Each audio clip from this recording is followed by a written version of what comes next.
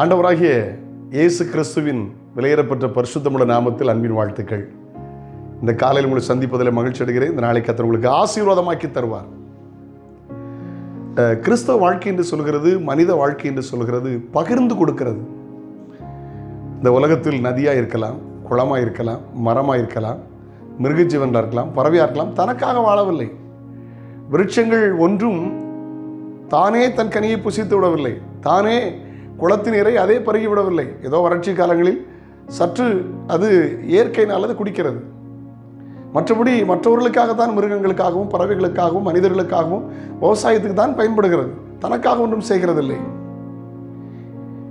எல்லா சிருஷ்டிகளும் மற்றவர்களுக்காக பகிர்ந்து வாழும்போது நாமும் பகிர்ந்து கொடுக்க அழைக்கப்பட்டோம் என்பதை மறந்துவிடக்கூடாது. இயேசு அப்படித்தானே சொல்கிறார். லூக்கா 18ஆம் அதிகாரம் 22ஆம் வசனத்தில் ஆண்டவர் பேசும்போது, ஒரு இடத்துல ஒரு குறை உண்டு, உனக்கு இருக்கிற எல்லாத்தையும் விற்று தரித்திருந்து கொடுனார். அதை விற்று தரித்திரு கொடுனார். ஒன்று குறை உண்டு என்று சுட்டி காட்டினார். பகிர்ந்து கொடுக்க அழைக்கப்பட்டோம் என்பதை மறந்துவிடக்கூடாது. ஒரு தாய் கருவுற்று இருக்கும்போது நன்றாய் சாப்பிடுகிறாள், தனக்காக சாப்பிடல. அவள் சாப்பிட்ற ஆகாரம் தன் வயிற்று கொடுக்கிற குழந்தைக்காக சாப்பிடுகிறாள். குழந்தை பெற்றெடுக்கிறாள். பெற்றோர் கவனமாக சொல்கிறாங்க, நல்லா சாப்பிடு, சத்தான ஆகாரத்தை சாப்பிடு. ஏன் தெரியுமா? அந்த பிள்ளைக்கு அவள் பால் கொடுக்க வேண்டும், அது ஆசீர்வாதமாய் மாற வேண்டும். ஒரு முறை ஒரு வேடிக்கையான சம்பவம். நானும் என்னுடைய நண்பர் ஒரு நல்ல போதகரும் ஒரு மதிய நேரம் ஒரு ஹோட்டலில் சாப்பிட அமர்ந்தோம். சற்று மதுபானம் அருந்தி கொஞ்சம் போதையில் இருக்கிற ஒரு மனிதன் எங்களை பார்த்து, எங்களுடைய வெண் வஸ்திரத்தை பார்த்து, அன்னைக்கு ஒயிட் ட்ரெஸ் போட்டிருந்தோம், நீங்கள் பாஸ்டருங்களான்னு கேட்டான். ஆமாம் அப்படின்னு. நிறைய பிரசங்கம் பண்ணியிருப்பீங்களே? ஆமாம். அப்போது எனக்கு ஒரு சந்தேகம், ஒரு பழமொழிக்கு அர்த்தம் சொல்லுங்கண்ணா. சொல்லுங்க அப்படின்னும். ஊரா வீட்டு பிள்ளையை ஊட்டி வளர்த்தா தாம்பிள்ளை தானாக வளர்றதுக்கு அர்த்தம் என்னன்னு கேட்டான். அப்போ நம்ம தெரிந்ததை நாங்கள் 2 போதுகிறோம் கருத்தை பகிர்ந்து கொண்டோம். அடுத்தவங்களுக்கு உதவி செய்யணும், ஏழைகளுக்கு உதவி செய்யணும், அதுதான் வேதம் போதிக்க வச்சு. நான் அப்போ தான் அதை கேட்கல, பழமொழிக்கு அர்த்தம் சொல்லுங்கண்ணா. நாங்கள் தெரிஞ்ச அர்த்தத்தெல்லாம் சொன்னோம். ஊராம்பிள்ளை ஊட்டி வளர்த்தா தாம்பிள்ளை தானாக வளரும், இதுக்கு அர்த்தம் சொல்லுங்கண்ணா. எல்லாரும் கவனிக்கிறாங்க. சிந்திக்க வைத்தான், அவன் குடிகாரன் தான், சிந்திக்க வைத்தான். என்ன சொன்னான் தெரியுமா? உங்களுக்கெல்லாம் திருமணம் ஆகிட்டான்னு கேட்டான். ஆமான்னு கேட்டான். ஆமான்னு சொன்னோம். பிள்ளைகள் இருக்கு? ஆமாண்ணா. அப்போ சொன்னால், உங்கள் மனைவி யார்? ஊரா வீட்டு பிள்ளை. ஆனால் திருமணமாகி உங்கள் பிள்ளை வயிற்றில் இருக்கும்போது நல்ல கவனிங்க, ஊரா வீட்டு பிள்ளைய நீங்கள் ஊட்டி வளர்த்தீங்கன்னா உங்கள் மனைவி வயிற்றுக்கு இருக்கிற பிள்ளை அது தானாக வளரும். இதாங்க பழமொழின்னா. சிந்திக்க தூண்டியது. பகிர்ந்து கொடுக்கிற நல்ல அனுபவத்தை கர்த்தர் தருவாராக. ஆண்டவர் தந்த ஆசீர்வாதங்களை பகிர்ந்து கொடுங்கள்.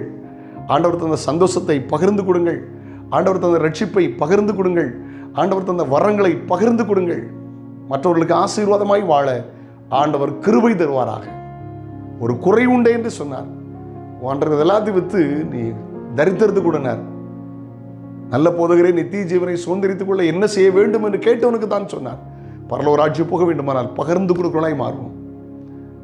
இந்த மழை நேரங்களில், மழை காலங்களில் பார்த்தீங்கன்னா, இந்த பெரிய தவளை, மாக்கிரி தவளைன்னு சொல்லுவாங்க, அந்த ஒரு போதுகிற விதமாய் சொன்னார்.